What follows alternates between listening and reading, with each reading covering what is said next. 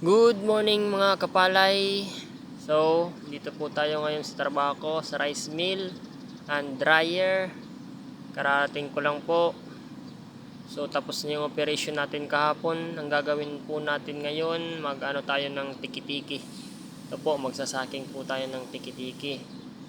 Tiki-tiki po, yun po yung ginagamit po na ginagawang feeds po ng baboy, pagkain ng baboy. So yung tiki-tiki po galing po yan sa bigas.